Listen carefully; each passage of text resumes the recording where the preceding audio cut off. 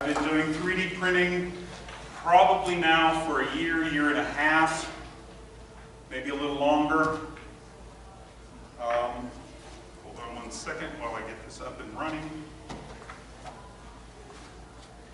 I started out initially, I attended a panel here at AnachroCon a couple of years ago that was put on about using, or the effect of technology using 3D printers, laser printers, or not laser printers, laser cutters, CNC routers and stuff like that. My initial reaction was, why the hell would I ever want to do that, okay? I'm a maker, I don't need to do that, okay?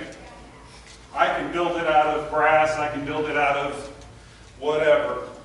Why would I want to do something out of plastic, okay?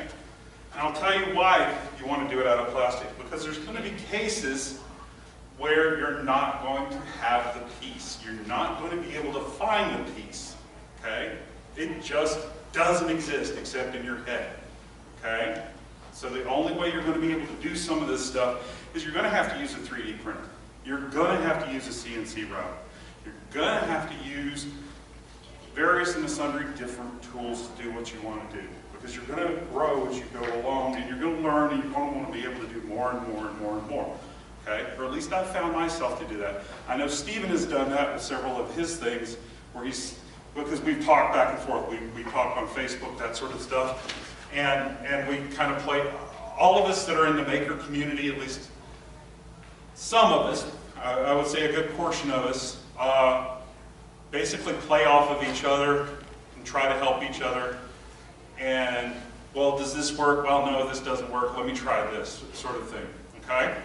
So, well, I tried to bring this up while I was deciding to not sleep. I've been a maker probably for about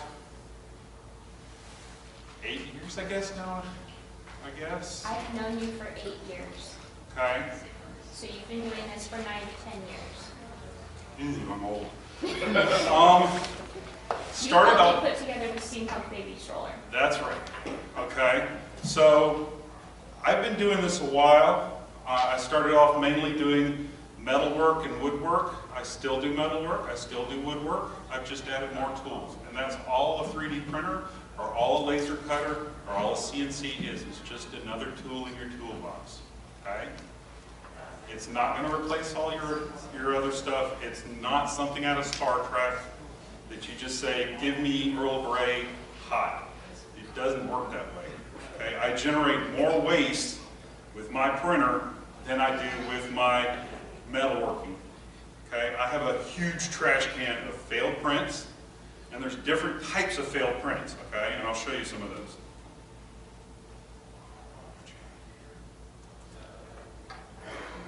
Give me 1 second while I bring up the presentation. Is this turned on? Is it?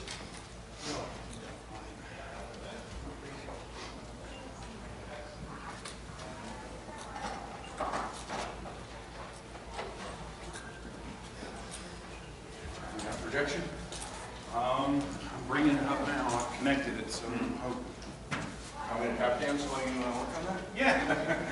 I've been kind of tap dancing a little bit. Okay. So How's everybody doing? So my name's Brett King. I am a steampunk maker. I have a broad variety of semi-useful skills for prop making. Not real deep on any one of them. I kind of, as I need a skill, I develop it as I go. We're here today to talk about 3D printing and laser cutting, and maybe dabble in some other CNC kind of topics. So this is something that I picked up. We had I'm from Raleigh, North Carolina. We had a local tech shop. I don't know if they have one near where you live or something similar, Makerspace. Makerspaces. Yep. But they're great resources for getting access to equipment that most people can't usually afford to have in their home, such as laser cutters, CNC machines, 3D printers. They usually have 3D printers. That's something that's become much more affordable in the last few years. They keep, coming down, and now they sell them at Home Depot and Radio Shack and places that you wouldn't normally expect to find a 3D printer. So they're becoming much more accessible and consumable. But makerspaces are a great place to start if you don't want to just walk into Home Depot and drop $600 on a device that you don't know how to use and don't know if it's going to work for you. So a makerspace is a good place to start to talk to somebody that's used them before and can give you the tips and tricks with them. There we go. Excellent. Steampunk Ganesh. So I've talked to lots of people with 3D printers and have been to classes and things. I haven't used one, so Chris is going to talk about the 3D printing, and I'm going to talk about laser cutting, which is what I used at our local tech shop. And so let me know whenever you're ready. All right, let me get in there. Could we give a show of hands how many people actually have? Yeah, how many people here have a 3D or have access? But I don't have one anymore. Well, how many people have access at least to one? Does everybody know what a 3D printer is and what it does? No. Yes. Okay. Yeah, No? We gotta know. We gotta know. Okay, a 3D printer is also known as additive manufacturing. What it does is it has, I bring a spool, no, it's upstairs. You get spools of plastic, okay? And I'll go into what types of plastic there are. They typically, unless you buy a proprietary machine, and there's ways in proprietary machines to get non-proprietary stuff, but we'll get a kilogram of plastic. Now there's two primary types of plastic, okay? There's multiple different types of plastic out there, but there's two primary that you're going to hear about. Okay, let me bring this up and we'll get into it here. So again, my name is Chris Ahrendt. Like I said, I've been doing 3D printing on my printer for about a year and a half, maybe, give or take, okay?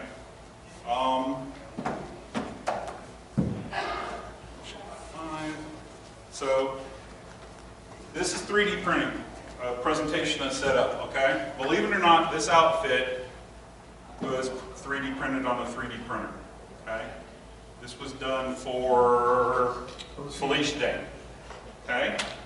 The whole outfit, complete top, bottom, weapon, helmet, tiara, the whole thing was 3D printed, okay? So 3D printing is an additive manufacturing process. What do I mean by additive? Is it takes that plastic and it has an extruder, like a glue gun, okay? You know how you could make sculptures? A friend of mine, Joey Marsconi, makes sculptures out of glue gun. Well, it's the same sort of process. You're just adding plastic in layers, okay, on a particular thing. And it will print layer by layer, okay? The technology in a 3D printer is no different than one that's in a CNC printer or a CNC cutter, okay? Except you add a Z-axis to the print, okay? Instead of it just being an XY sort of thing that you have in a regular like laser cutter or plasma cutter, you also add a height to that, okay? PC Magazine just recently said, cosplay, costume, and props design are about to go far beyond the humble needle and thread thanks to 3D printing. I truly believe this, okay? I have noticed in my cosplay and in my costuming and in my tinkering that I've now been able to have ideas and do ideas that I've never been able to do before, okay? Again, it's just another tool that you can use in your toolbox. Okay, so you can use 3D printing to create some truly amazing costumes. And here is Felicia Day in her amazing costume. Okay, so printer technology. Okay, there are several different types. Well, there's three primary types of 3D printers out there, and depending upon which one it is, prices go up. Okay, so we've got fused filament fabrication, okay? These are the most common at-home printers that are available, okay? They do layers and layers and layers and layers of plastic, okay? They extrude it out on your bed and go up, extrude the next layer, go up, next, etc. You then have selective layer centering, okay? These are mainly industrial level machines. They're multiples of thousands of dollars. They start out at about $30,000 and can go up from there. These are the ones that Fords and GE used to make jet plane engines, cars, etc. Okay? Stereolithographic printers. These are the high-end personal at-home printers. Okay? They use resin and they use either UV light to cure the resin, or they use some sort of curative process, again, to do layer by layer by layer. Okay? These tend to be about $1,500 upwards. Okay? There's a new one out, I forget the name of it, it's about $1,200, but again, these are messy as hell. Okay? Yes, when you have something go wrong, you have a chance of ruining the entire basin. Yep, because it's literally printing on the basin. On your platform is not a platform that's actually part of the thing. It is the actual basin where your resin sits, and it will go through and it'll cure the resin, pop that resin off the bottom, cure the next level, pop it off. So if it goes wrong, it could rip that basin and all that resin could go out all over your desktop or wherever you have it stored. And it is a mess to clean up. Okay? These personally, my personal opinion on these are not ready for typical on prime time as of yet. Okay? They're really cool. They've got a lot of good high-res stuff to do because the layer height is really, really, really fine. But I don't think they're really ready for prime time for a typical cosplayer. They do very fine detail. And when I say fine detail, these are what people are using to make blanks of the ball jointed dolls with now. Exactly. Exactly. To send off to Asia to have manufactured. To be able to manufacture, okay? Now, these are a lot slower, and when I say a lot slower, for a doll head to be printed in a resin bath, it takes somewhere between 8 to 38 hours. It depends on This the is detail not you're a using. fast process in any shape of the imagination. Keep in mind, a doll head is no bigger than your fist. Okay? I'll talk about some of these prints that I did here on my fused filament fabrication machine that I've got at home. Some of these were 8, 24, or the helmet on the very end was about 80 hours of print time. Okay? Again, like I said, SLA, my personal opinion is it's not ready for prime time. Okay? So I've talked about the different types of printers that are out there. What should I get in a printer? Okay? It literally comes down to what can you afford? Okay? But there's some things that if you don't want to spend the money on them, that you can go and use 3D printers. Okay? You can send off via email your models that you come up with. You don't necessarily have to buy these things. You can go to Shapeways, upload your shape, and then you'll get within however many days it takes them to build your process, you'll get a finished model in the mail. Now that model, helmet, I have a friend that's in Seattle that won DragonCon Best Costume at the aquarium side. He beat out RJ this year. He did a helmet for one of his cosplays and it was over $200. So keep that in mind if you're going to send some of this stuff off. It can get pricey. Okay? There's professional services. I've mentioned Shapeways. There's also private. And there's a place called Hub 3D where you can go to a local where you send it in and you've got bids where and I participate in it where you can have that local person print it out and you can either go pick it up yourself or they'll mail it to you. The Hub 3D is typically a little bit cheaper because you're dealing with a local person as opposed to a professional stuff. But again, the quality is not going to be as much as, say, a professional one. Now, the professional ones you can get in all sorts of different types of finishes and types of materials, from metal to plastic to wood to plastic, metal, wood, concrete, etc. Versus a private person, you're probably going to be limited to what you can find basically off the shelf with a printer film. Okay? Some of them you can do metal, some of them can't. Okay? You can also look at local makerspaces. I'm a really big believer in makerspaces, and I believe in supporting them because that allows you to have access to bigger and better tools that you might not necessarily have the amount of money for. A lot of times your local library, believe it or not, is starting to get into doing 3D manufacturing. Believe it or not, you can do that. Okay? Local schools, such as colleges, high schools, are also getting involved in that. Friends, I'm sure you got friends here that either on Facebook or local friends that have access to a 3D printer. So it's getting to the point where you can actually just, you can get it, if you don't have access to it, you can get that information, okay? But the one thing, if you decide and commit to buying a printer, is make sure that you can get the largest bed that you can afford, okay? The larger the bed, the bigger the print that you can do. Because of my bed size, that helmet that I'll talk about in a second is comprised of probably 9 pieces that I had to fuse well together. Okay? Yes, sir. Just for an example, bed size, like Bed size, typically my bed size on mine is 8 by 8 by 8. Okay? Typically it's in millimeters, so it's like 200 millimeters by 200 millimeters by 200 millimeters. Okay? They make printers out there that are good introductory printers that are between $100 and $150 to $300. That their bed size are about the size of a coaster. Okay? 4 inches. Yeah, 4 inches square. make And that's gadgets now. Huh? Make gadgets. To make gadgets. I mean, it's a good introduction. It's a MakerBot Mini, I think is the name of it, or something like that. There's There's one from Cotton XYZ Printing has a Well, I've got 350 I've one. got a redone. I've got a hacked XYZ, and mine is 8 by 8 by 8. So, but I don't have the Pro. I've got the 1A, and then they've got Yeah. the Junior, which is the Junior is a very specific PLA printer that has an even smaller bed. But again, get the biggest bed you can afford. Okay, doesn't mean you have to have a 12 by 12 by 12. Okay, but the more bed size you have, the less work you're going to have to do on the back end. Okay, know what materials. Another important thing is know what you want to print. Okay. There are exotic materials that are out there, the metals, the woods.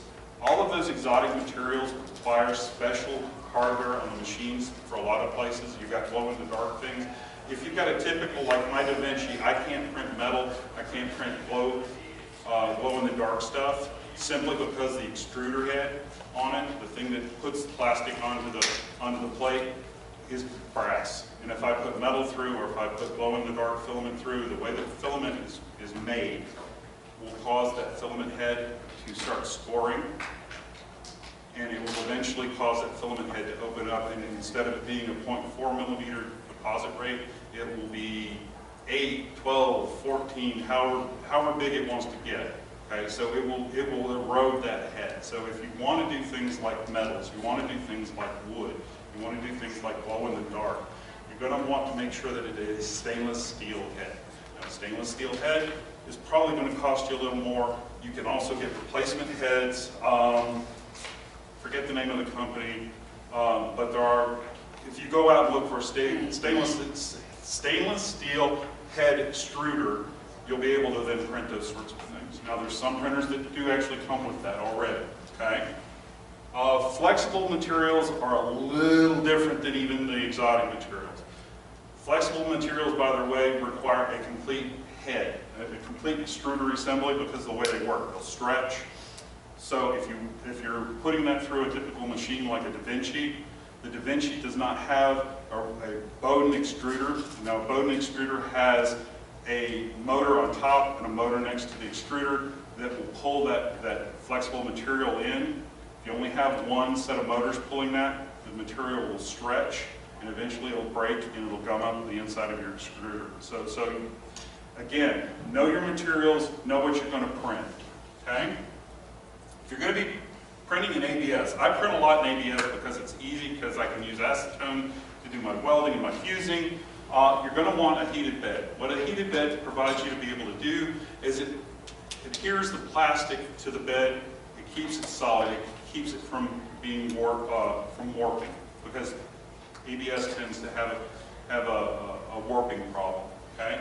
You want to make sure that if you're going to be printing in ABS, you want to make sure that that enclosure is or your printer is enclosed. A lot of printers, like Stevens, I know, has an open framework that he prints with on his. So Steven is going to have to build, and when Steven starts going to work with ABS, I've even told them to make sure that it is completely enclosed. You want to keep that environment that that plastic is in as warm as possible.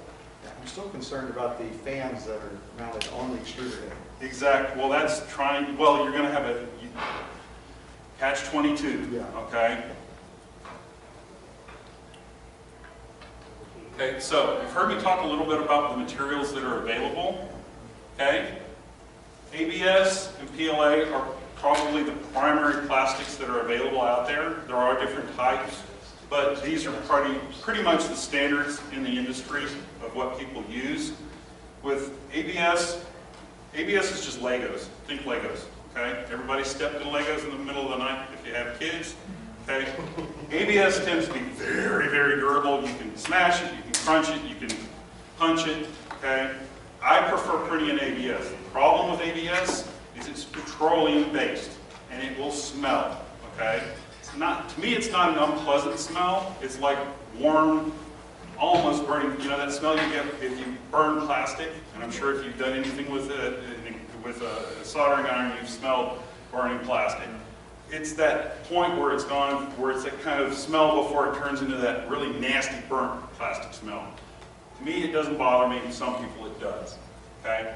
It's not the most healthy thing to be breathing constantly, so you want to make sure that wherever you're printing either of these filaments, or any of these filaments, you want to make sure that it's in a well-ventilated place, okay? So, with ABS, you can get conductive, you can get glow-in-the-dark, you can get fluorescent, you can get temperature color changing, so as it gets warm, it changes one color to the other, okay? Those typically are what ABS provides, okay?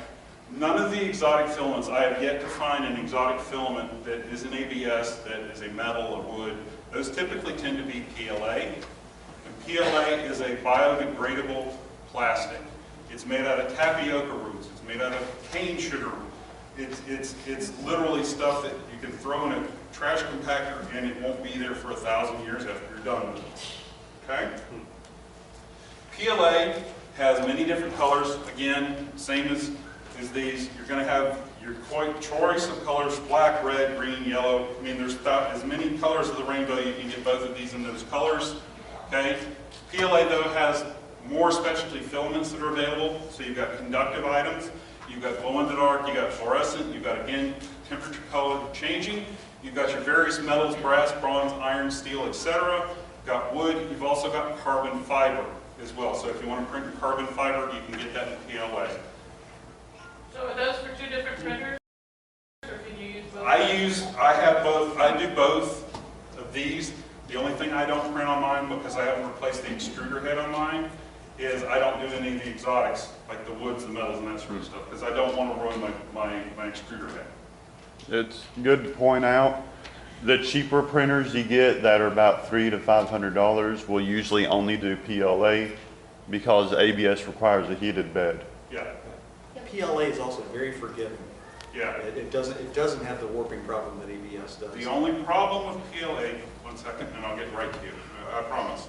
Okay? The only problem that I have with PLA is very brittle, very fragile. So I prefer, this is my preference, to do my cosplay work in ABS. Because like I said, if you've ever stepped on a Lego in the middle of the night, you know you can step on a Lego and it ain't going to crush. If you had a Lego made out of PLA, more than likely you'd have PLA chips all over on your floor. Yes, ma'am.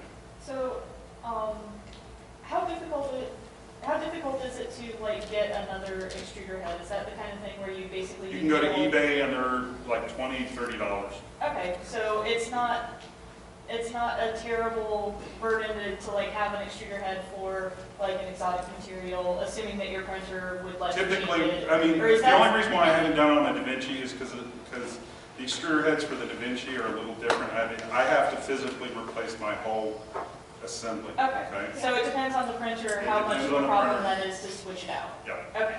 Okay. Any other questions, guys? Right. So there are other types of filaments that are available. Okay. Water dissolvable. What you would use that? I had a question yesterday in my metal working class. You can do water dissolvable. You can do wax. Typically what I use those for is I make a positive for my molds, I then make the negative for the molds. You need to finish, any of this stuff you're going to require finishing, okay? Because it's going to have striations. No matter what you do, it's going to have striations.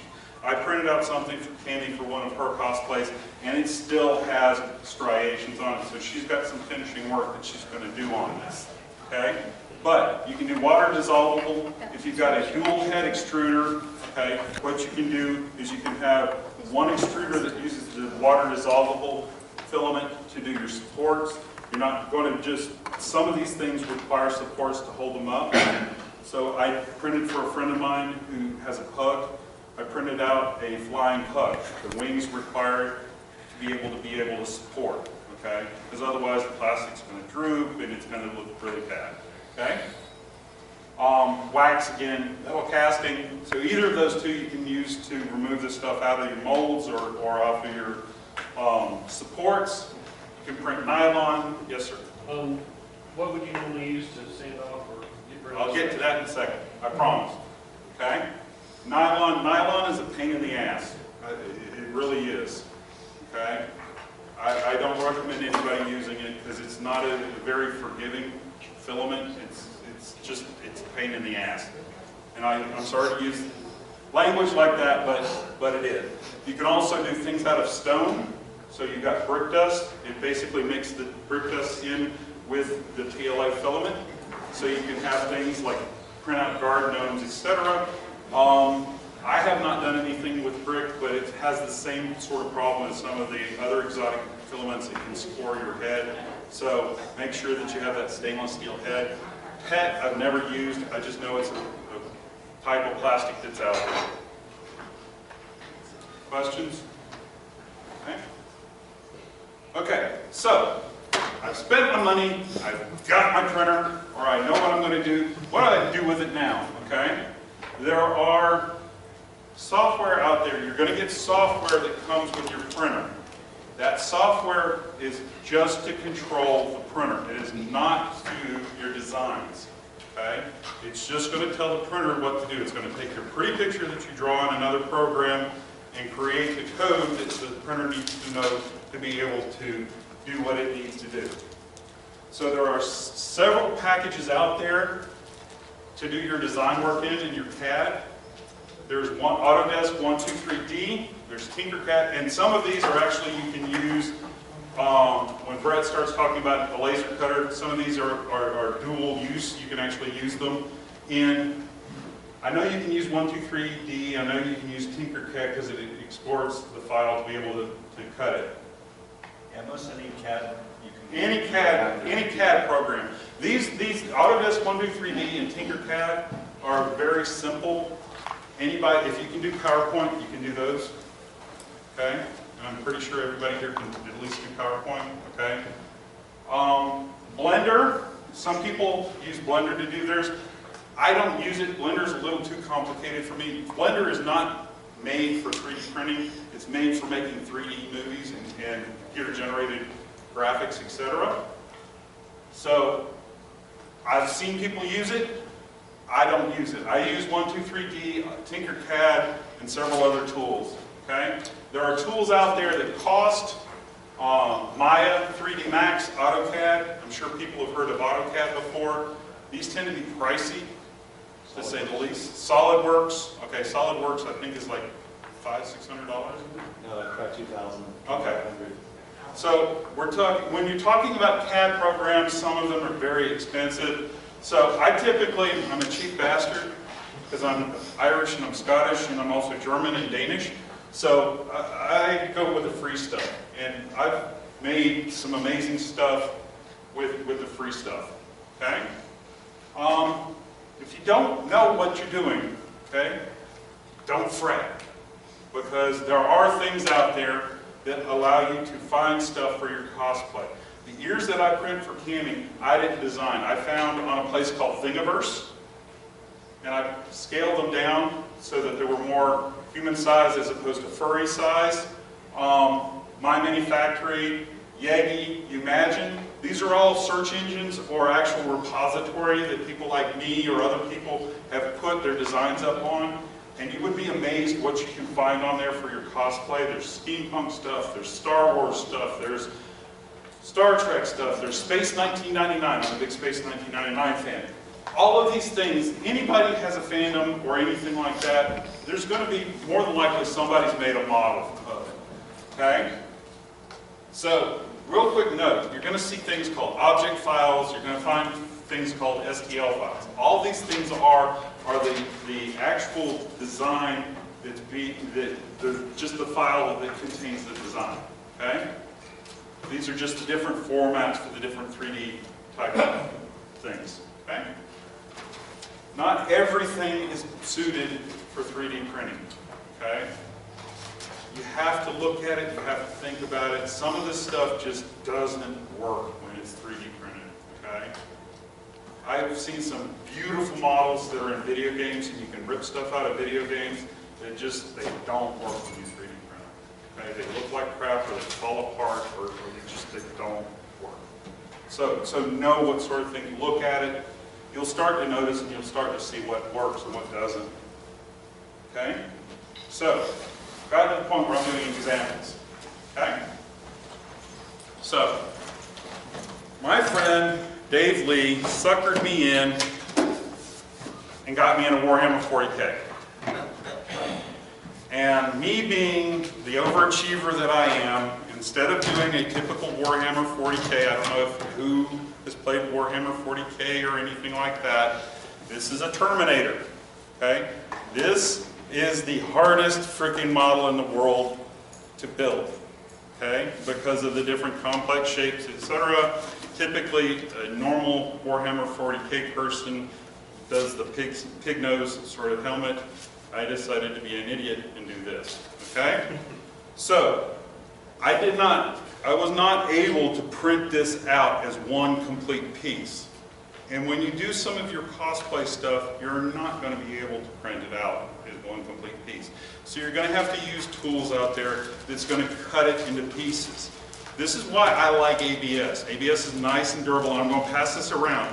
But I had to fuse this together using acetone and tabs. If you look inside, there's little tabs that I use to put it together. Okay? So, I'm going to pass this around. Okay? Who has the other ear? It's There's one right up It's there. right here, huh? Okay? What's the powder in here? Sawdust. Sawdust. Yeah, I used it to do some distressing on it when I was painting it.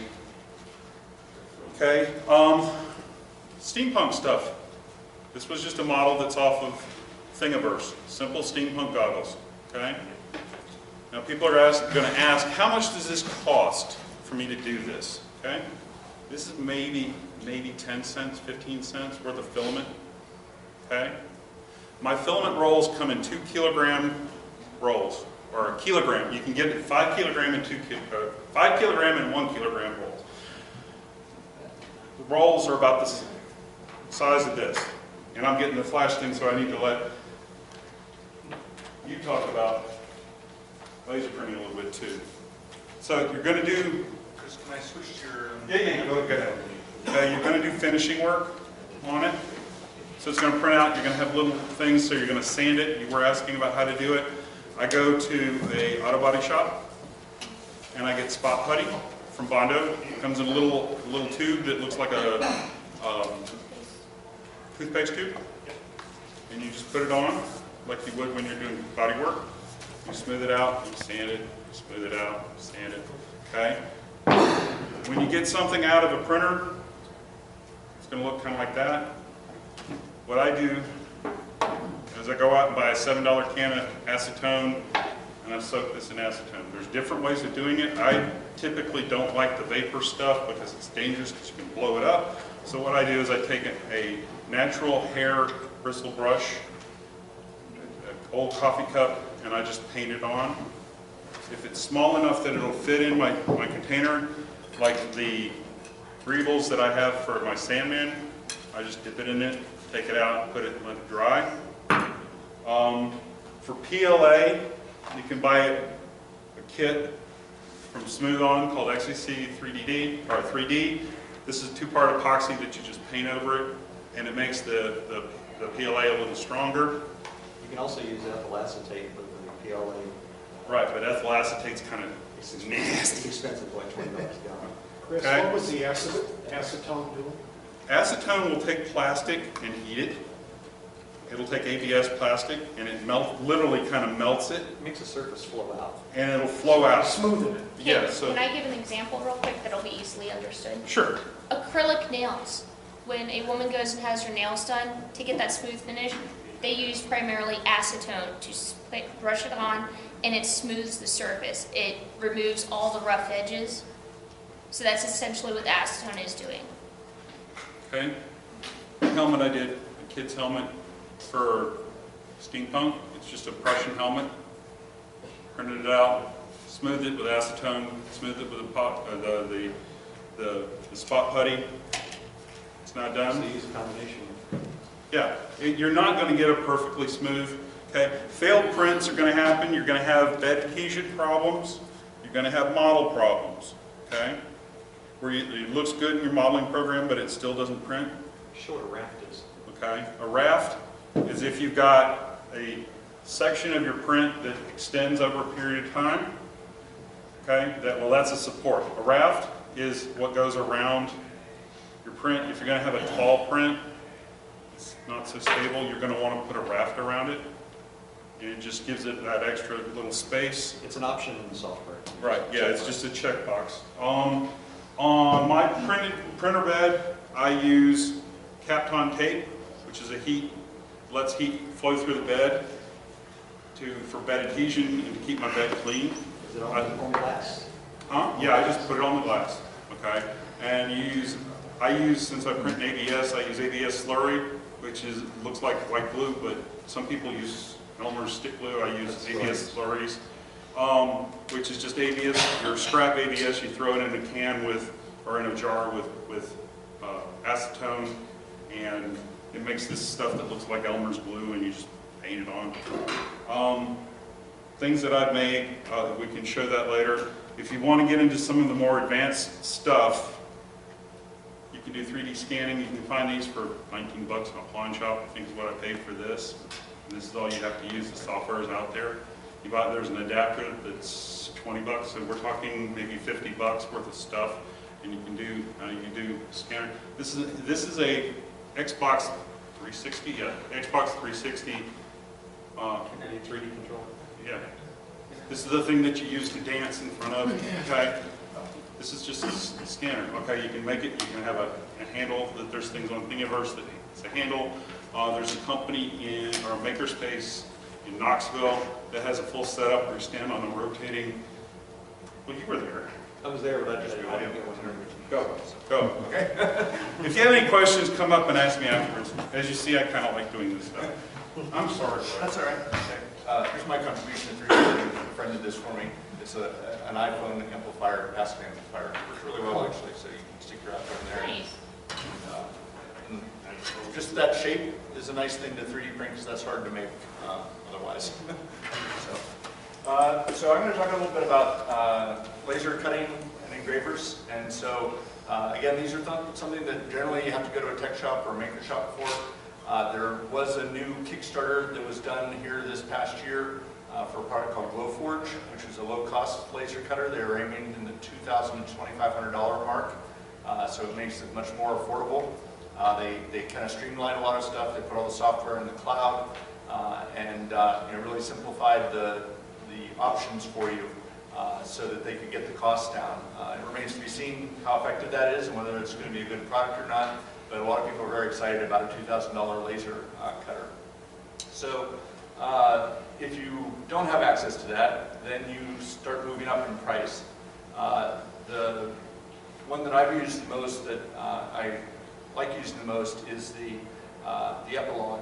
Epilogs are an American company. They run about 16 grand. Again, it's something not really for home use, but the software is really easy to use. The hardware is very good.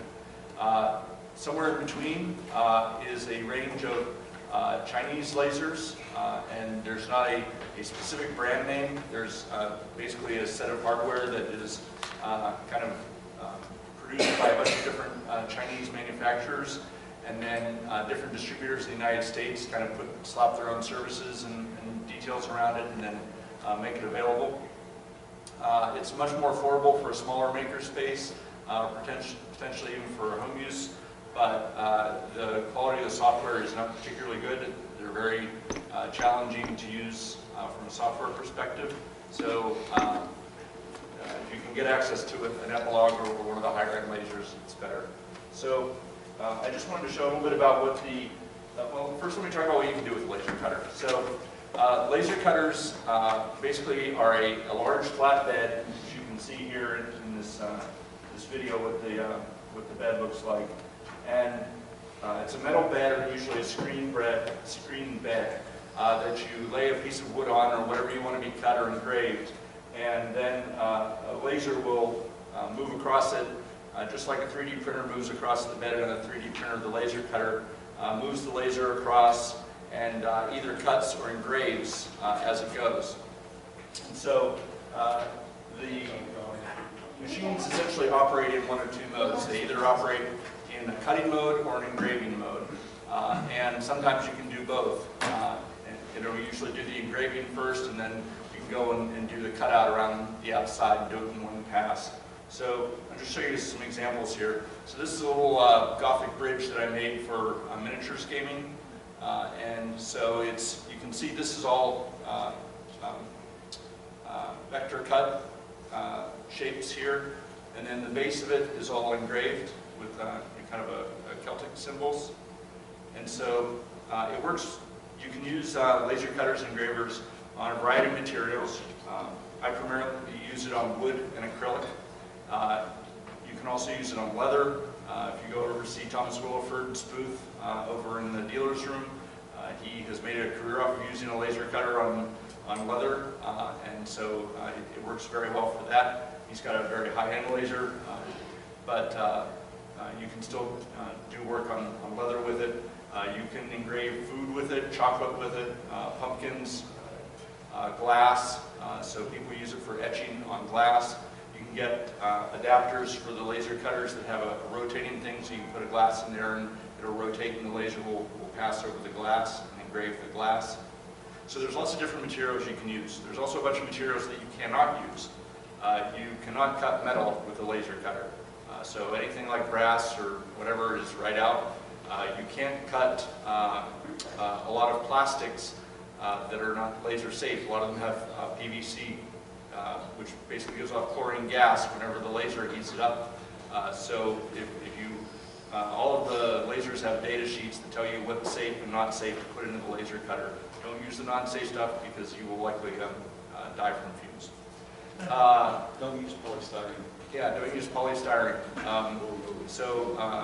There's companies that make acrylics specifically for laser cutting. You can get them in all variety of colors and styles. This is an acrylic safe, or a laser safe acrylic from, it's Romark, and it looks like brass. It's got a brass finish. So a lot of times if you buy like an award or something, or a trophy, you get a participation trophy, and it's got a little plastic thing on it with your name etched in it. That's probably laser engraved acrylic. If it's not an actual brass thing that was. So is it easy to control the power so that you, for engrave versus cut? Yeah. So I'm just going to show you. There's for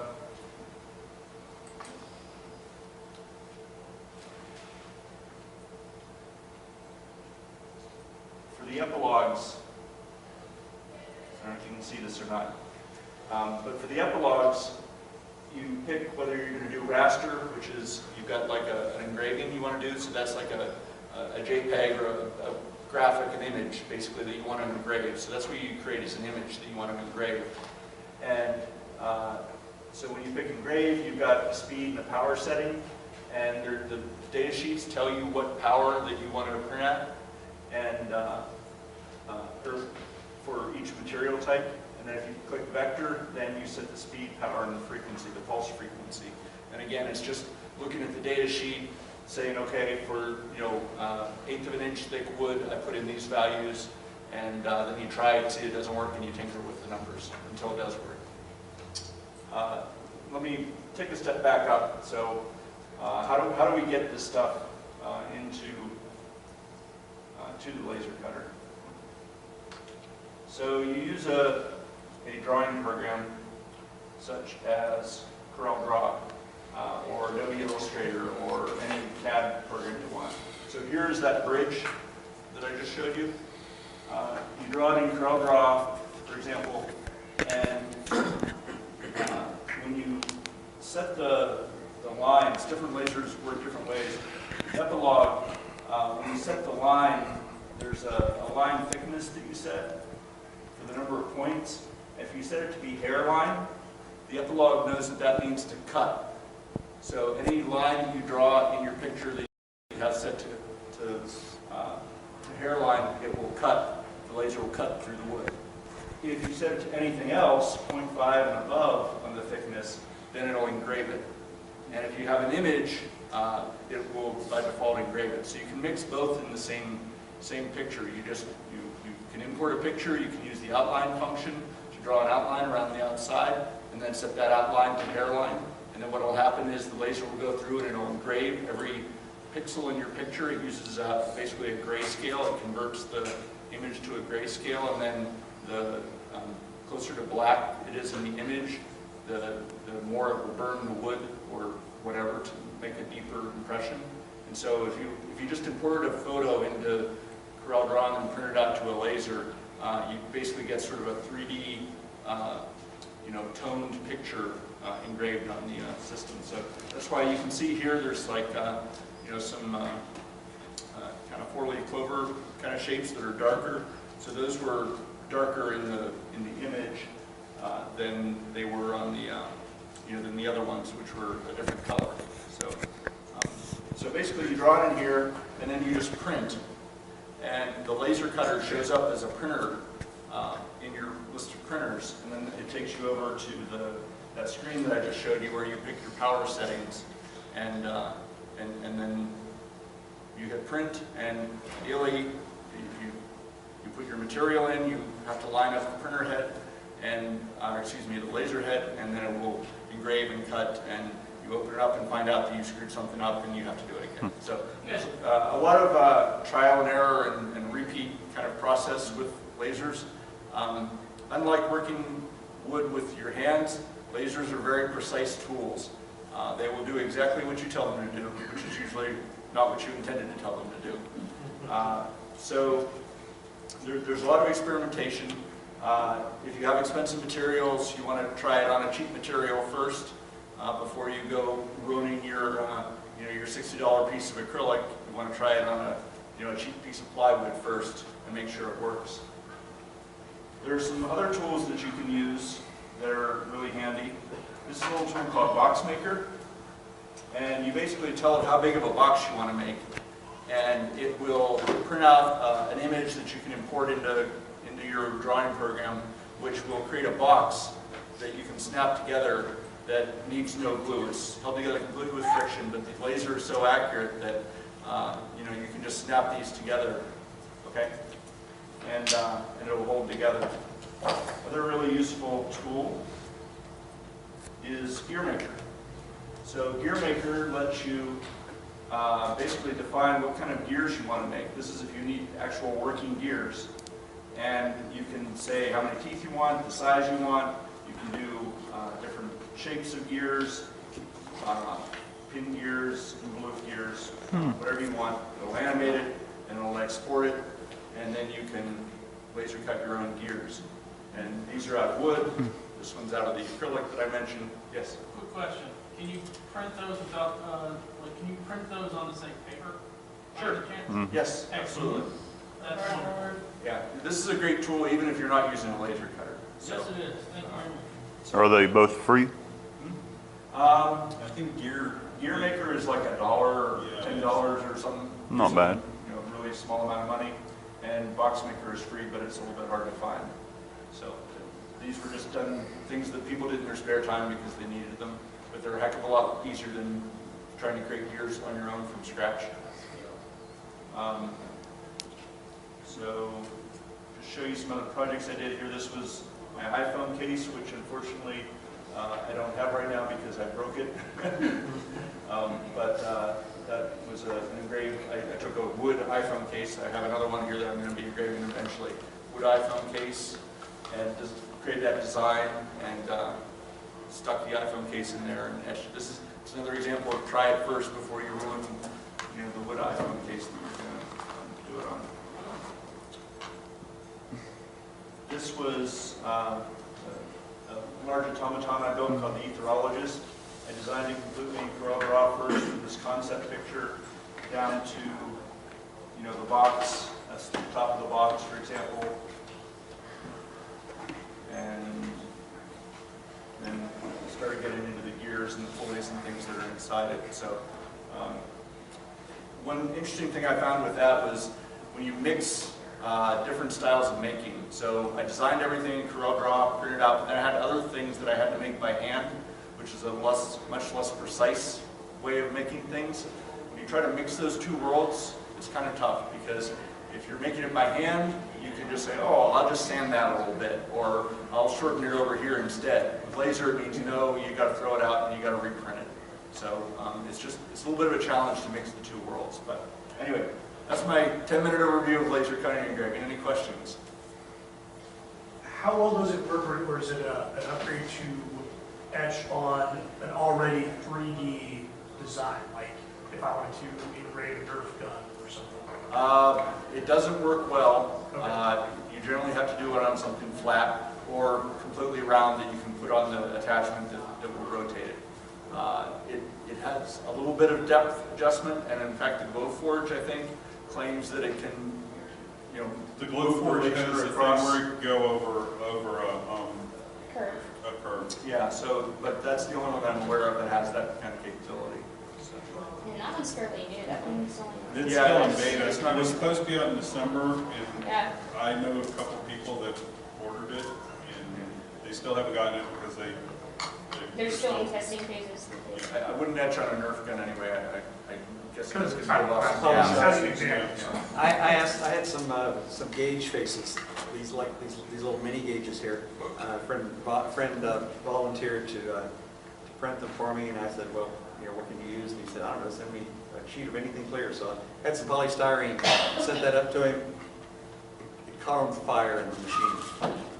Yeah, but we're not doing that again. So the good thing about lasers is once you do get your design done, it's easy to reproduce. It's just a whole bag of gears that takes about 10 minutes to print out. Same with 3D printing. Once you have the design done, you can make it over and over and over and over and over. If you have any further questions, feel free to grab myself or Brett. We'll walk down. We're very approachable. I don't think we're snobs. So if you see us walking down, if we're going to someplace like another panel, we'll let you know. But please come up and ask us your questions and stuff like that. I really think you're going to start thinking now that we've given you these tools and these ideas. What can I do with these things? So please feel free to ask us questions. I post stuff on my Facebook page, so I'm going to plug Brett King's Steam. If you want to check it out, I'll post pictures of things that I'm doing with these various technologies and give tips and things. So, but yeah, come up and ask any questions if you like. But we're transitioning, I think, to you're next, or next year. Yes. There's also the 3D print group on Facebook. Thanks, everybody.